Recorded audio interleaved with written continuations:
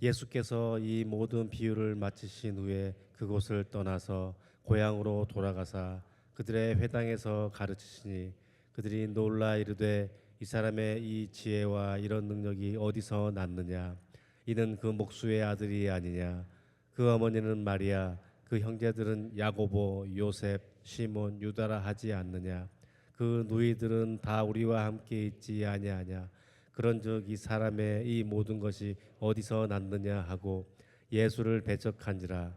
예수께서 그들에게 말씀하시되 선지자가 자기 고향과 자기 집 외에서는 존경을 받지 않음이 없느니라 하시고 그들이 믿지 않음으로 말미암아 거기서 많은 능력을 행하지 아니하시니라. 오늘은 마태복음 47번째 시간, 익숙함이 기적을 막는다.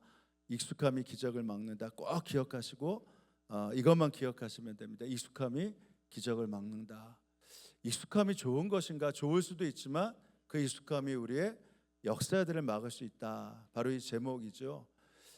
여러분도 아마 읽어보신 분 계시지 않을까 싶은데 고 구본영 작가의 익숙함으로부터의 결별이라는 책을 읽어보신 분들 계실 겁니다. 이게 자기 개발서도 되고요. 어떻게 보면 도전에 대한 경영에 대한 책도 되는데 IMF 시대 때 이 책이 많은 사람들에게 굉장히 많이 화제가 되었고 그리고 많은 사람들에게 도전이 되었죠. 왜냐하면 IMF를 딱 경험하는 순간 이거를 탈피해야 되는데 과거의 생각들이 이 IMF 시대에 넘어가지 못하는 일들이 많았어요. 그래서 이 책이 익숙함을 버려야지만 새로운 시대로 나아갈 수 있다라는 도전서였어요. 그래서 그분이 늘 외쳤던 게 이겁니다. 어제의 나와 결별하지 못하면 내일의 나를 만날 수가 없다. 어제의 나와 결별하지 못하면 어제의 익숙함과 결별하지 못하면 내일의 미래를 만들어갈 수 없다. 그래서 많은 사람들이 이 책에 도전을 받고 일어날 수 있었습니다. 그러니까 익숙함이라는 게 우리한테 편안함도 주고 분명히 안전지대를 만들어주지만 역설적이게도 이 익숙함이라는 달콤함에 빠져 있으면 새롭게 나아갈 수 있는 기대도 은혜도 경험할 수 없다라는 거예요. 나는 원래 이런 사람인데 나는 이런 환경에서 자랐는데 이 틀 가운데 있으면 어떻게 그것을 탈피하여서 안전지대를 넘어서 새로운 시대로 넘어갈 수 있겠습니까? 그러니까 이 익숙함이라는 것이 어떻게 보면 우리를 굉장히 편안하게도 만들지만 과거의 감옥에 갇혀 넣을 때가 많죠. 그렇다면 신앙은 어떻겠어요? 신앙도 이 영적인 익숙함 가운데 있다라고 하면 하나님의 역사를 때로는 내가 제한하면서 하나님의 역사를 감옥 안에 얼마든지 가두어 넣을 수 있다라는 것입니다. 예배를 드리는데 늘 드렸던 예배예요. 말씀을 읽는데 그냥 늘 읽었던 말씀이에요. 다 아는 내용입니다. 하나님이 응답하시겠지. 다 아는데 응답이 언제인지 몰라요. 어느 순간에 이 익숙함이 종교적 매너리즘에 빠져가지고 내 실제적으로 지금 내 삶에서 살아 생생하게 역사하시는 주님을 내가 어느 순간에 가로막고 그 역사를 오히려 내가 커다란 바위덩어리처럼 막고 있을 때가 있다라는 것이죠. 오늘 본문이 바로 그 익숙함이 얼마나 무서운 일이고 하나님의 역사를 가로막고 있는가를 보여주는 증거 가운데 하나입니다. 이들이요 살아계신 예수님을 만났는데 예수님으로부터 얻어야 될 축복을요 이들이 통째로 날려버렸어요. 예수님이 고향 나사렛에 가십니다. 성경에 보면 예수님이 비유의 말씀을 하시고 난 다음에 고향 나사렛으로 가셨다고 했어요. 고향으로 왜 가셨을까? 보통 여러분들도 지난주에 고향을 다녀오셨겠지만 친지를 만나러 가기도 했었고 때로는 함께 기쁨도 나누길 원했었고 때로는 어떤 경우에는 내가 굉장히 마음이 어둡고 힘들고 실패했을 때 바로 나를 따뜻하게 했던 고향에 가서 위로를 받기도 하죠. 그럼 예수님은 왜 비유를 맞추시고 고향에 가셨을까? 이유는 아주 간단합니다. 천국 복음을 전파하고 그들을 구원하기 위해서였습니다. 자, 54절에 이렇게 나와요. 예수께서 이 비유의 말씀을 하신 뒤에 그곳을 떠나셨다. 예수께서 자기 고향에 가신 이후 회당에 가서 사람들을 가르치셨다. 그러니까 예수님이 고향에 가신 이유는 내가 가장 가까이 사랑하는 이들을 바로 복음 앞에 온전히 세우기 위해서입니다. 여러분 때로는 사랑이라는 게 때로는 침묵도 있고요. 때로는 격려도 있어요. 때로는 상하지 않게 좋은 말을 하는 것도 때로는 사랑입니다. 그러나 예수님의 사랑은 분명해요. 그 영혼을 살리는 것, 그 영혼을 살리는데 전심을 다하는 것, 이게 바로 예수님이 말씀하신 사랑입니다. 예수님이 고향을 사랑하셔서 그 고향에 있는 많은 사람들에게 복음을 전하고 구원받게 하기 위해서 고향에 가셨어요. 진짜 예수님의 말씀을 듣고 이들이 놀라기 시작했습니다. 바리새인과 서기관들을 통해서 늘 들었던 주권 말씀이 아니라 살아 생생한 말씀으로 들리기 시작했어요.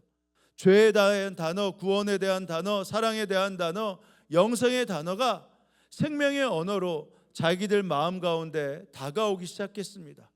그러면 그 다음에 우리가 얻게 되는 결론, 기대는 뭐죠? 그들이 기적을 경험하고 예수를 따랐다, 쫓았다. 이것이 바로 우리가 해야 될 기대이지 않습니까? 근데 놀랍게 이들은 이 구원으로 이어지지 않았어요. 분명히 놀라움과 경탄에 대한 고백들은 했습니다. 그러나 예수를 믿고 따르는 영접으로 이어지지 않았어요. 도리어 이 경탄과 그 다음에 놀라움이요, 오히려 더 강하게 그들을 반대적으로 밀어내기 시작했는데 그것이 바로 취조와 분석이었습니다. 54절에 이렇게 나와 있어요. 예수께서 자기 고향에 가셔서 회당에서 사람을 가르치셨다. 사람들이 놀라서 말했다. 이 사람이 어디에서 이런 지혜와 놀라운 능력을 얻었을까? 자, 이 말이요, 경탄과 놀라움이죠.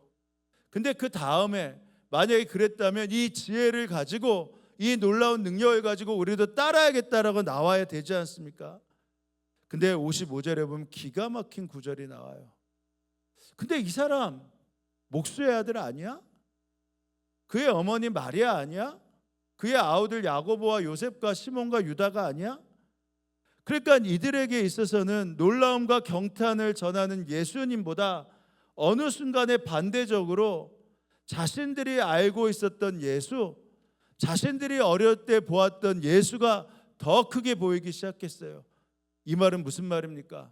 아니, 어떻게 내가 쟤 아는데, 내가 제 아빠가 만든 가구도 내가 가졌었는데, 제가 그때 동네에서 맨날 마주쳐서 인사했던 것을 아는데, 제가 그 우리 동네 우리 내 아이들하고 어떻게 놀았는지를 아는데, 제가 어떻게 이런 놀라운 말을 전할 수 있어?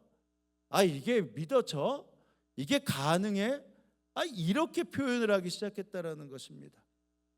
여러분, 이게요, 익숙함의 저주예요. 익숙함은요, 이 대상의 본질을요, 나의 확증 편향된 시각으로만 보기 시작하게 만듭니다. 그래서 새로운 변화, 새로운 말씀이요, 그에게 전파되고 나아가도 그 전에 걔가 이렇게 할 수가 없어, 그 전에 그 사람이 이런 능력을 행할 수 없어 라고 제한해 버리는 것이죠. 그래서 심리학에서는 이것을 인지적 고착이라고 합니다. 뭐냐면 한번 고착되기 시작하면, 한번 고정관념이 내 안에서 딱 자리 잡기 시작하면 새로운 정보가 들어와도 그것들을 받아들여서 나의 잘못된 정보를 깨트려 버리고 이 새로운 정보로 나를 새롭게 만들어가면서 그 새로운 정보로 나를 이끌어가지 못하게 하는 바로 고착된 인지적인 고착이 있다라는 겁니다. 이거를 때로는 확증 편향이라고 하죠. 나사렛 사람이라, 쟤는 내가 어렸을 때부터 봤던 마리아의 아들이야, 요셉의 아들이야 라고 하는 게 인지적으로 고착되어 있었기 때문에 예수님이 그곳에서 새로운 말씀, 이들이 들으면서 죄가 이거였구나, 구원이 이거였구나, 메시아가 이 일이었구나 라고 하는 것들이 그들에게 전하여졌어도 그것을 오히려 쳐버린 겁니다. 그들 가운데 있는 나사렛 예수의 어렸을 때의 익숙함이. 그래서 때로는요, 이게 우리 가운데 믿음의 엄청난 장벽이 됩니다. 신앙생활을 오래 하면요, 이 익숙함이 우리를 새로운 믿음 앞에 나아갈 때 얼마나 큰 장벽, 바위덩어리를 만드는 줄 아십니까? 나사렛 사람 같은 반응을 일으킬 수 있어요. 사람에 대한 익숙함이 있으면 어떻게 됩니까? 이것이 인지적 고착이 되면 저 사람 원래 그런데, 저 성도 원래 그런데 아마 조금 이따가 똑같이 돌아갈 거야. 그러니까 오히려 그 변화에 대한 기대와 희망이 아니라 변화를 가로막는 시선과 변화를 가로막는 입술이 됩니다. 왜? 인지적으로 고착되어 있으니까. 영적인 기대와 실망이 내 안에서 가득하기 시작했잖아요. 이게 인지적으로 고착되면 기도한다고 돼. 기도해봤자 소용없잖아. 내가 다 해봤어. 하나님은 이런 일에 응답하지 않아. 하나님이 응답하셔도 그래도 기준은 있잖아. 이것을 뛰어넘는 것을 하나님이 응답하시지 않아. 그 기적은 성경에 나온 것이지 우리 실생활에서 경험할 수 없어. 그냥 믿어. 그냥 다녀. 그 익숙함이요, 어느 순간에 내 안에 고착되기 시작하면 오늘 새해를 행하실 주님에 대한 기대와 선포와 고백이 사라지는 것입니다. 그러면 이것이 익숙함이 되면 어떻게 되는 줄 아십니까? 분명히 친밀함은 있어요. 왜? 아니까.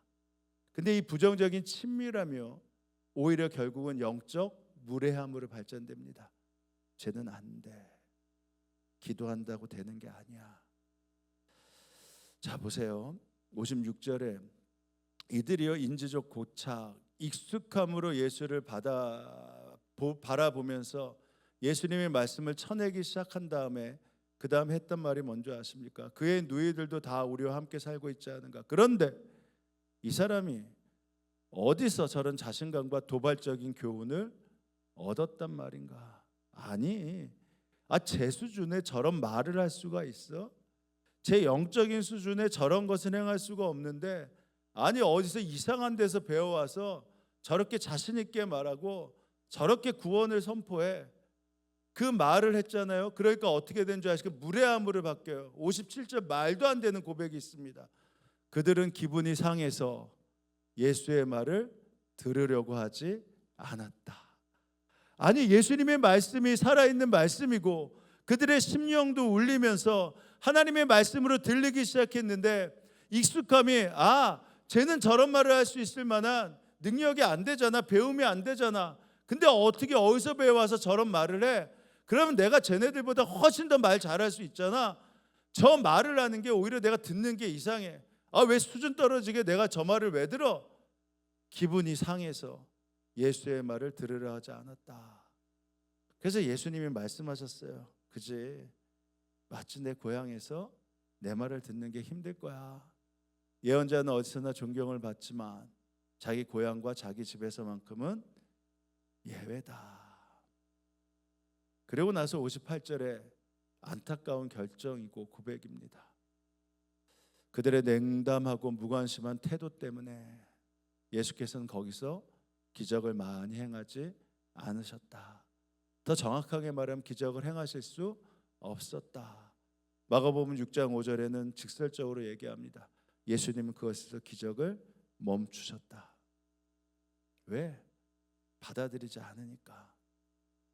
여러분, 이 문장을 깊이 묵상해 보면 알게 되는 것이 있습니다. 전능하신 하나님의 능력이 부족했나?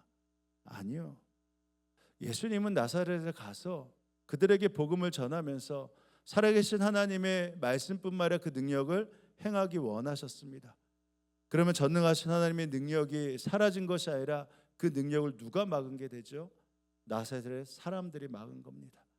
그들의 인지적 고착, 그들의 확증 편향, 그들의 익숙함이 예수님의 능력을 막아버렸던 것입니다.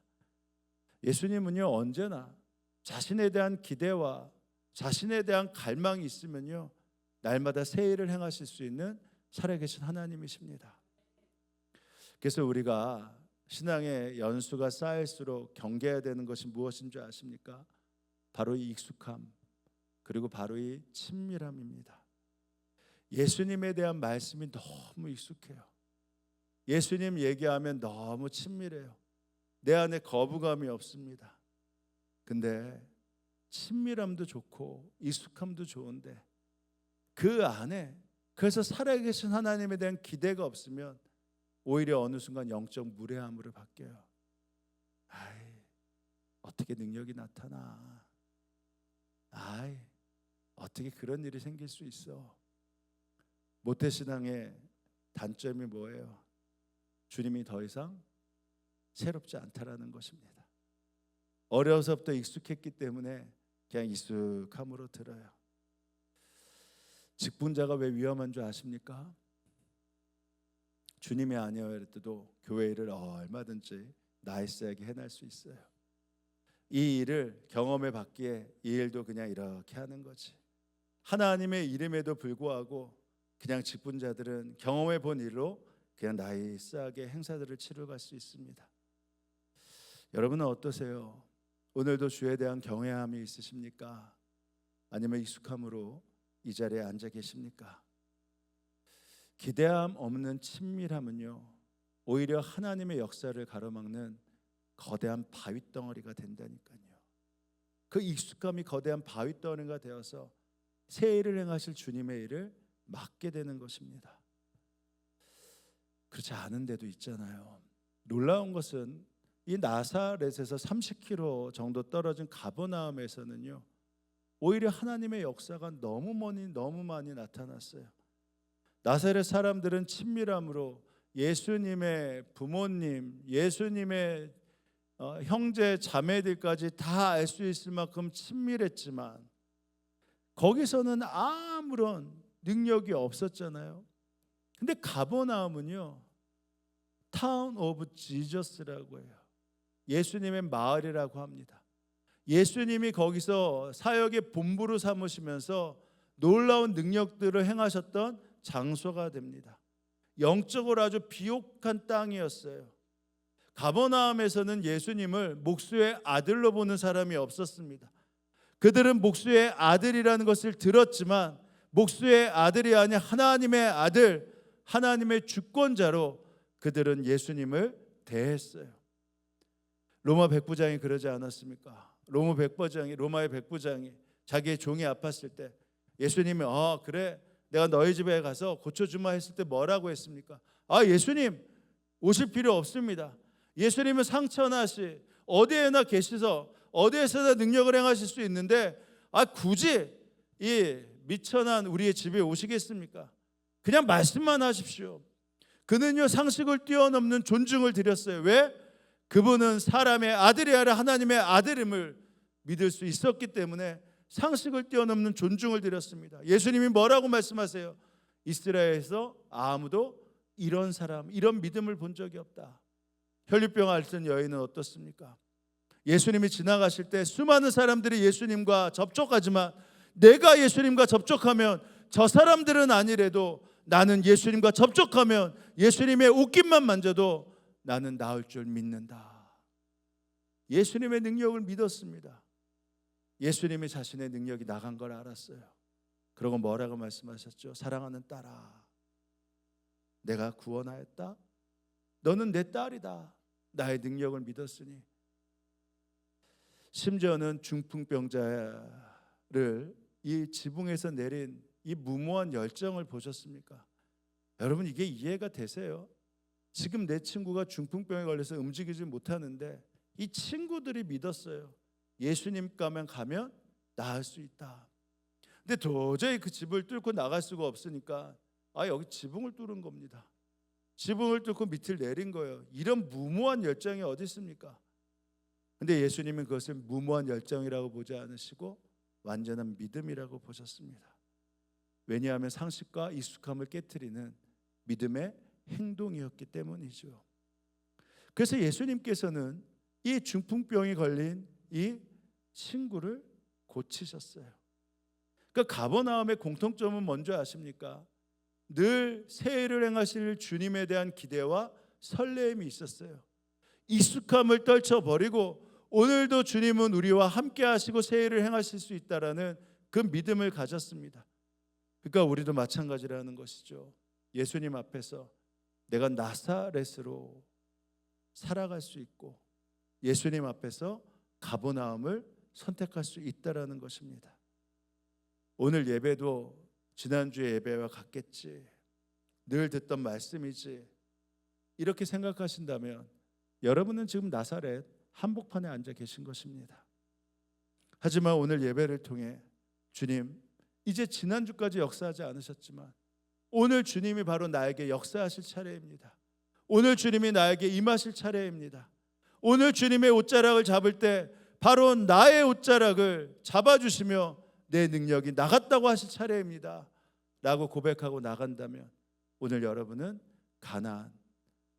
가나안이 아닌 가버나움에 바로 그 한복판에 앉아 계신 것입니다. 그래서 말씀을 준비하다 고민이 됐어요. 우리 성도들한테 가버나움이라고 말하기에는 너무 좀 지나친가. 저는 진짜 말씀을 준비하면서 한 번도 쉽게 준비한 적이 없거든요. 근데 이 말씀이 정말 가버나움처럼 믿어질까? 오늘도 듣는 사람 중에서 그래도 그냥 나사렛 한복판에 계신 분도 계시고 진짜 오늘 가버나움으로 새롭게 일어나는 분도 계시겠구나. 근데 마음에서는 어떤 마음이 있어요? 다 가버나움을 경험해야 되지 않습니까? 그래서 말씀을 준비하고 기도할 때 주님이 분명한 마음을 주셨어요. 걱정하지 마. 오늘 우리 성도들은 다 가버나움에 있어. 무슨 기준으로 아멘 하세요? 저는 기준이 있다니까요. 그럴 때 우리 주님이 야, 교회 이름이 뭐냐? 라고 말씀하시는 겁니다. 우리 교회 이름이 뭐죠? 신촌교회. 신자가 한자로 어떻게 돼요? 새로운 신. 촌자는 어떻게 되죠? 마을촌. 할렐루야. 우리 교회는요 늘 언제나 가버나움입니다. 왜냐하면 이곳에 오면 날마다 신촌이에요. 새로운 마을입니다. 이 가버나움이 타운 오브 지저스가 된 것처럼 이게 흥분이 안 되시나 봐. 저는 이것을 깨닫고 엄청 흥분됐는데 하나님이 이 기대를 하시면서 우리를 신촌교회로 만들어 주셨구나.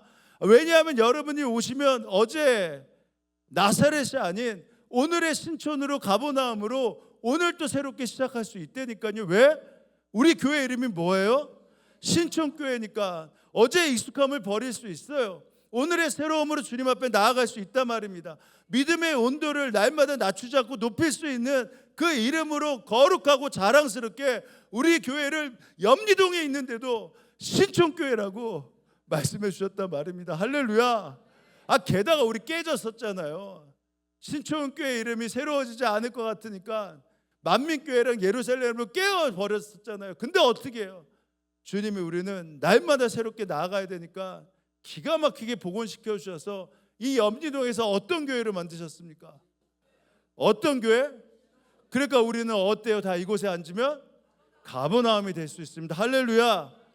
그러니까 이 믿음을 가지고 우리가 오늘도 가버나움에 있습니다라고 하는 순간 하나님의 역사가 내 역사가 되고 하나님의 능력이 내 능력이 되고 하나님의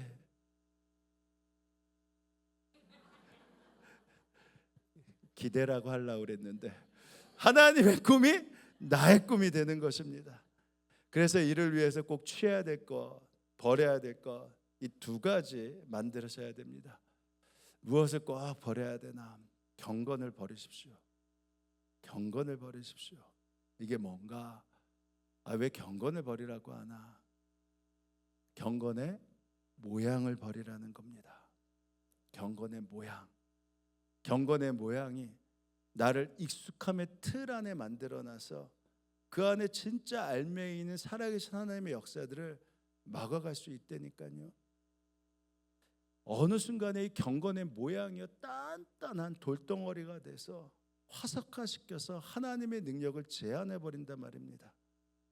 나사렛 사람들은요 예수님의 말씀을 들었어요. 어디서? 회당에서 들었습니다. 그들은 가르침을 거기서 들었어요. 그러나 그들은 주님의 능력이 아닌 자신의 상식을 그 안에 가두어 버렸습니다. 예수님을. 그러니까 어떻게 돼요? 그 경건이 능력이 되지 않은 겁니다. 디모데후서에 보면 이런 말씀이 있죠. 말세에는 이런 일이 있을 것이야. 다 부정적인 얘기예요. 자기 만족이 있고 자기 사랑이 있고 물질 사랑이 있고 교만이 있고 하나님을 모독하는 게 있고 불효가 있고 감사를 잃게 되고 절제를 잃고 자신의 이익만을 추구하고 배신하고 자만하고 쾌락을 사랑한다. 말세가 되면 이런 일들이 있을 거라고 합니다. 근데 그 다음에 생각지도 않은 말씀이 있어요. 말세가 되면 경건의 모양만 있는 사람이 늘어날 것이다. 이게 말이 됩니까? 경건이라는 게 어떻게 나쁜 말이에요? 근데 말세가 되면 경건의 모양이 있는 사람들이 늘어날 것이다. 내가 이것을 알라. 말세에 고통하는 때가 이르리니 경건의 모양은 있으나 경건의 능력은 부인하는 자니 이 같은 자들에게서 내가 돌아서라. 하나님의 말씀에 대해서 다 알아요. 하나님의 말씀에 대해서 줄줄줄 깹니다. 무슨 얘기를 하면 이미 다 들었던 말씀이에요. 어떻게 기도해야 되는지, 어떻게 신앙생활하는 모습이 있어야 되는지, 어떻게 예배 자리에 앉아 있어야 되는지, 어떻게 찬양할 수 있어야 되는지, 어떻게 성경을 읽어야 되는지 다 압니다. 처음에 예수를 믿으면 헛갈려요. 찬양도 헛갈리고 말씀 있는 것도 헛갈리고 기도도 저 사람은 그냥 청산유수처럼 하는데 나는 예수님 한번 하기도 힘든데, 근데 시키지 않아도 그냥 기도하세요 하면 5분 10분을 청산유수처럼 한단 말입니다. 성경에 대해서 얘기하면 그냥 누구 얘기하면 누구다라고 다 얘기할 수 있단 말입니다. 기도하려면 기도의 모습을 다 갖출 수 있어요. 아, 저 사람은 정말 예수 믿는 사람이구나. 저 사람은 정말 교회 다니는 사람이구나. 근데 진짜 교회 다니는 사람, 예수 믿는 사람은 그것이 아니라 그를 통해서 나타나야 될 생명의 역사입니다. 경건의 모양은 있으나 근데 이것은 우리 가운데 나타날 수가 없어. 이건 우리 가운데 기대하지 마. 그냥 말씀으로 살면 돼. 이게 경건의 모양이에요. 경건의 능력은 무엇입니까? 그러니까 이 말씀이 오늘 나에게 살아 움직여서 이 말씀이 이루어지지 않으면 내 안에 눈물이 일어나고 이 찬양의 말씀이 내 안에 감동이 되지 않으면 내 안에 오히려 시기라도 나타나야죠. 저 사람은 말씀을 읽으면서 살아계신 하나님의 말씀이 내 삶에 나타나지 않는 것이 안타깝고 힘들어서 눈물을 흘리는데, 나는 이 말씀을 동일하게 읽는데 왜 나는 힘든 것도 없고 나는 질투도 나지 않고, 저 사람은 찬양을 하면서 하나님의 임재를 느낀다고 하는데 나는 수없이 찬양을 하는데 나는 왜 하나님의 임재가 느껴지지 않는가? 이런 안타까움이 있어야 되는데 그 찬양 다 알아요. 그 말씀 다 안단 말입니다. 근데 아무런 마음에 불편함이 없어요. 기적이 사라진 시대, 기적이 사라진 시대가 무서운 것이 아닙니다. 진짜 무서운 것은 기적을 믿는 사람이 사라진 시대입니다. 기적이 사라진 시대가 무서운 게 아니에요. 기적은 주님이 당신의 때 행하시는 겁니다. 근데 진짜 말세는 기적을 믿는 사람들이 사라지기 시작하는 것이죠. 익숙한 말씀이 바로 하나님의 능력을 찬물과 같이 화석화 만드는 것입니다. 오늘도 주님이 내 질병을 고치실 수 있다. 오늘도 이 말씀의 하나님이 바로 나와 함께 하신다. 오늘의 말씀의 하나님이 그 임재 가운데 바로 나와 동행하신다 라는 이 마음 가운데 기대가 있는 것이 경건의 모양이 아닌 경건의 능력을 만든 지름길입니다. 가버나움 사람들이 이랬잖아요. 제가 우리 교회 와서 가슴 아팠던 일이 뭡니까? 처음에 와서 파킨슨스 병 그리고 우울증으로 동네에서 저분 며칠 못 사실 것이다 라고 하셨던 분, 기도받고 나신 거, 그리고 여기서 간증하셨던 분 있잖아요. 근데 얼마 지나지 않아서 교회를 떠나셨단 말입니다. 제가 몇 주 전에도 말씀드렸지만 어느 순간서부터 주님 앞에, 주님, 그 치유보다 더 중요한 주님의 사랑을 깨닫게 해주십시오. 주님의 사랑이 내 안에 넘쳐흐르기 시작하면 하나님의 말씀의 사랑이 내 안에 있는 질병과 내 안에 있는 묶임과 내 안에 고정화된 이 잘못된 견고한 진들을 다 부실 수 있습니다. 하나님의 사랑을 부어 주옵소서, 이렇게 기도한다고 말씀드리지 않았습니까? 그러나 그 기대가 있다라고 하면 오늘 하나님의 역사가 나타나지 않으면 안타까워해야 된단 말입니다. 예수님 앞에 몰래 찾아왔던 니고데모, 그 사람이 왜 찾아왔죠? 예수님의 말씀 때문인가요? 그 밤에 사람들의 눈을 피해서 찾아온 것은 다른 것이 아닙니다. 랍비여, 바로 당신이 하나님께로부터 온 사람을 압니다. 하나님이 함께 하시지 않았다면 당신이 그런 능력을 행하실 수 없었습니다.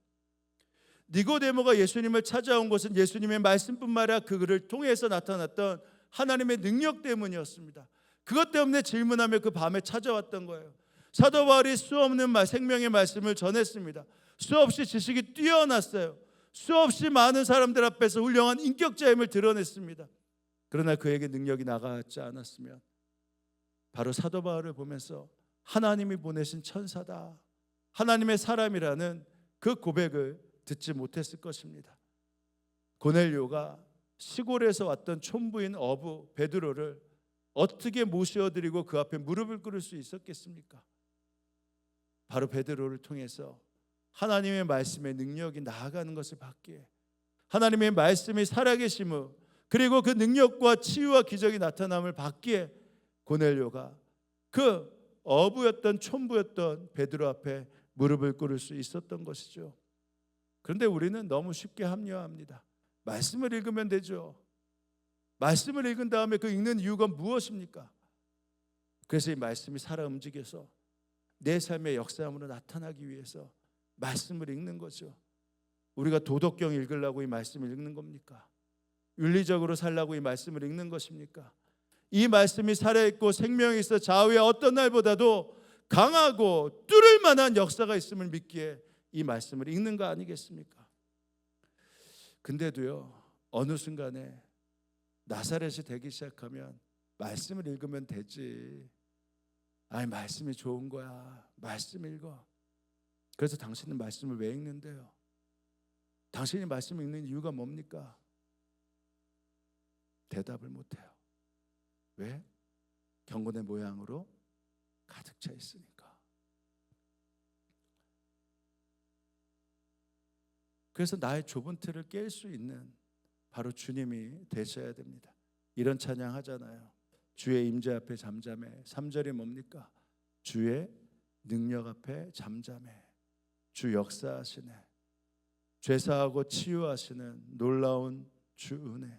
주 믿는 자에게 능치 못함 없네. 주의 능력 앞에 잠잠해. 주 역사하시네. 할렐루야. 여러분, 기적은 하나님의 주권이지만요, 믿음은 우리의 태도입니다. 우리는 결과를 조정할 수는 없어요. 하나님의 이 결과를 우리가 조정할 수는 없습니다. 그러나 우리는 포기하지 않을 수는 있습니다. 왜? 주님이 오늘도 살아 움직이시니까. 그래서 이 경건의 모양을 버려야지만 이 안에 있는 경건의 능력이 우리를 가버나움의 삶으로 이끌어 갑니다. 그를 위해서 꼭 취해야 될 게 무엇이냐? 주님이 지금 나와 함께 하시다. 이 시선을 계속해서 놓치지 않는 것입니다. 제3자의 시선으로 나를 보는 것이 아니라, 바로 나의 시선으로 나를 보는 것이 아니라 예수님의 눈으로 나를 보는 거예요. 그러면 제3자의 시선에서 어떻게 되냐? 나를 보는 것이 아니라 내 안에 예수가 보이기 시작합니다. 무슨 말인가? 다른 사람이 나를 보는데 어떻게 내 안에 있는 예수님이 보인다고 하겠습니까? 내가 나를 보는데 내 안에 계신 예수님을 본다고 하겠어요? 그러나 내가 예수님이 나와 함께 계시다고 믿기 시작하면 다른 사람의 시선으로 봤을 때, 아, 저 사람이 나를 볼 때 내가 아니라 나와 함께 계시는 예수님을 볼 수 있겠구나 라는 것이 믿어지기 시작합니다. 그러면 내 안에서 나아가는 것이 바로 임재웅이 아니라 내 안에 계신 예수님이 나아갈 수 있다고 믿어지는 거예요. 이게 바로 취하는 것입니다. 시선이 바뀌는 거예요. 에베소서 3장 17절 보면 이런 말씀이 있습니다. 믿음으로 말미암아 그리스도를 여러분의 마음속에 머물러 계시게 하여 주시기를 빕니다. 믿음으로 말미암아 여러분이 믿는다면 예수님이 여러분의 마음속에 있다라는 것을 놓치지 않길 바랍니다. 그럼 예수님이 우리 가운데 계시지 않았습니까? 아니요. 이제는 시선을 바꾸라는 것입니다. 너가 너를 보는 것이 아니라 타인이 나를 볼 때나 너가 나를 볼 때나 내 안에 계신 예수님을 믿고 그 동행하시는 주님으로 살아가라는 것이에요. 왜냐하면 그래야지만 내 안에 있는 가버나움의 역사가 나타날 수 있기 때문입니다. 그럴 때 예수님처럼 선포를 할 수 있고요, 예수님처럼 애통하는 스플랑크 리즈마이를 통해서 그 애통의 마음으로 그를 사랑할 수 있고, 그래야지만 하나님의 권세를 가지고 마귀를 뚫쳐 이겨낼 수 있고, 하나님의 권세를 가지고 질병에서 깨어날 수 있게 하는 것입니다. 그래서 끊임없이 선포할 수 있어요. 그럼 이 두 가지를 함께 내 안에서 버리고 취하기 시작하면 내 안에서 진짜 신촌, 가버나움, 타운 오브 지저스, 바로 그 예수의 집교소로 내 삶을 만들어갈 수 있다라는 것입니다. 이제 말씀을 마쳐요. 사랑하는 여러분, 기적은 하나님이 만들어 주십니다. 그러나 기대는 우리가 선택하는 것입니다. 나사렛은 능력이 부족해서 기적이 없었던 것이 아닙니다. 기대가 없어서 기적이 없었던 것입니다. 가버나움은 조건이 좋아서 기적이 있었던 것이 아닙니다. 기대가 있었기 때문에 기적이 나타났던 것입니다. 이제 오늘 여러분은 어디를 선택하시겠어요? 익숙함입니까? 익숙함입니까? 아니면 기대입니까? 예배를 마치고 또 똑같이 돌아가지 라고 하는 나사렛의 현장으로 돌아가시겠습니까? 아니면 역사하실 가버나움의 그 능력의 자리로 여러분의 자리를 만들어 가시겠습니까? 바라기는 날마다 새해를 향하시는 주님 앞에 가버나움의 은혜와 역사를 만들어 가신 여러분들에게 주님의 이름으로 축원합니다. 자, 이제 우리 이거 함께 따라하고 기도하길 원합니다. 믿음으로 행동하면 믿을 일이 더욱 많이 생긴다. 믿음으로 행동하면 믿을 일이 더욱 많이 생긴다. 할렐루야. 주님, 제가 24시간 주님과 동행하면서 경건의 모양을 깨트리고 경건의 능력으로 살아가길 원합니다. 주를 향한 뜨거운 기대가 회복되게 하시고 그 말씀 한마디에 내 인생이 변할 수 있도록 믿게 하여 주시옵소서. 바라기는 우리 신촌교회가 주님 아버지 타운 오브 지저스 가버나움의 역사를 이루는 교회가 되게 하여 주옵소서. 우리 이렇게 함께 기도하며 나아갑니다. 기도하시겠습니다. 아버지 하나님, 함께 하나님의 은혜와 역사들을 보며 나아갑니다. 아버지 하나님, 우리가 하나님의 꿈과 기대 가운데 나아가기를 원합니다. 아버지, 내 고통의 시선이 아니라 주님의 시선으로 바라보게 하시고 무너진 나의 시선이 아니라 살아 움직여 일으킬 수 있는 주님의 시선으로 나아갈 수 있도록 인도하여 주옵소서. 그래서 이 순간 고통의 안경을 벗기 원합니다.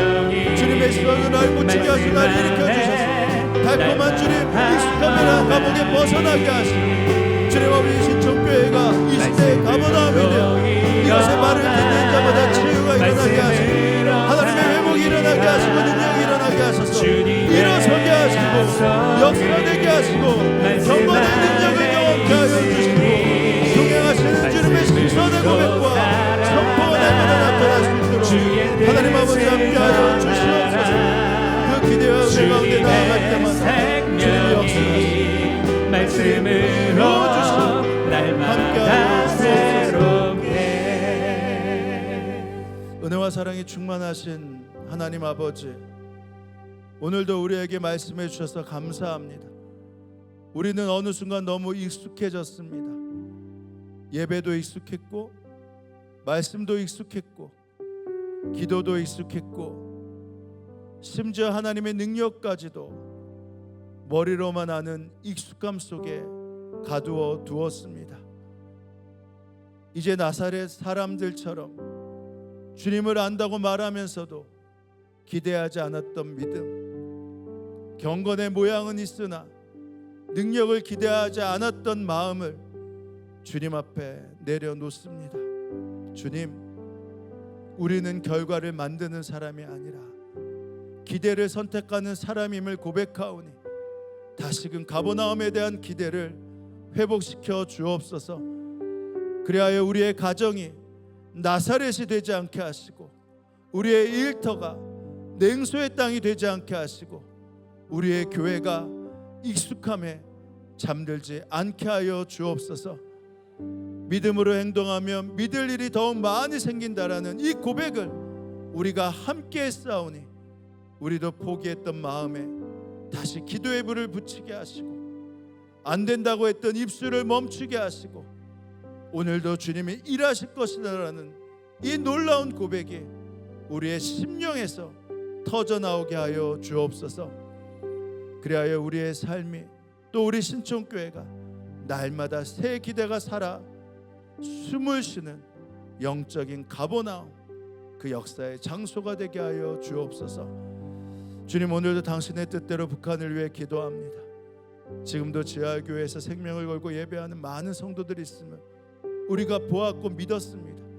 그러니 주님, 그들이 마음껏 예배를 드릴 수 있도록 서로의 체제를 인정하는 불안정한 평화가 아니라 모든 사람에게 자유가 선포되는 자유민주주의 체제로의 통일이 속히 이루어지게 하여 주옵시고 억류되어 있는 목사님, 선교사님들 속히 석방되게 하여 주옵소서. 주님이 나라 대한민국을 사랑하시고 지켜주시니 감사합니다. 주님이 이를 위해 준비하신 많은 국회의원들, 정부 각처의 관료들이 있음을 압니다. 이들을 통해 하나님이 기뻐하시는 법률안들이 세워지게 하시고 악법이 통과되지 않도록 주님이 친히 막아 주옵소서.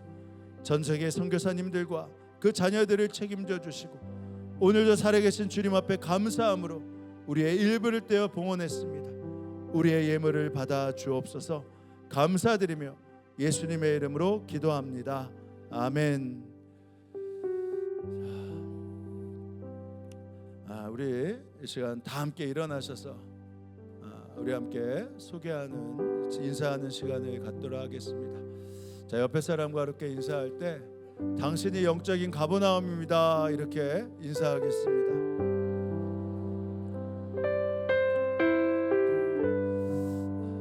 또 합니다.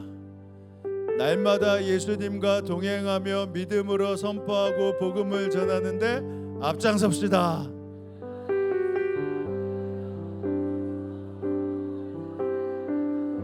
할렐루야. 우리 함께 찬양하며 나아갑니다.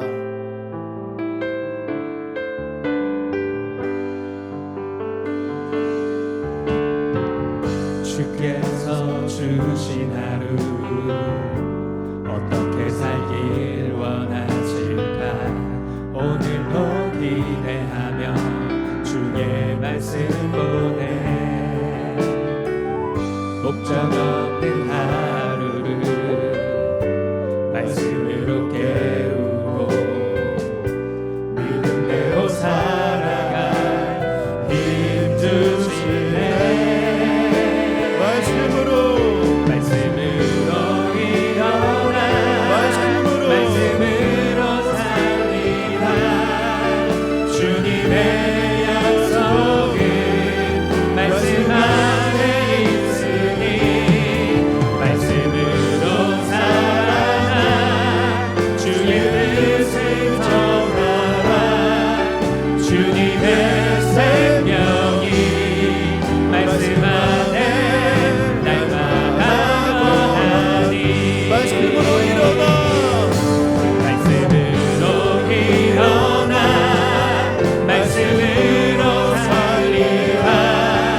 주님의 약속은 말씀 안에 있으니 말씀으로 살아라. 주의 뜻을 전하라. 주님의 생명이 말씀으로 날마다 새롭게. 지금은 성부, 성자, 성령 삼일체 하나님의 은혜와 약속이 이 예배에 함께한 성도들 머리머리 가운데, 그들의 일터와 가정 가운데 지금으로부터 영원히 함께하옵시기를 간절히 축원하옵나이다. 아멘.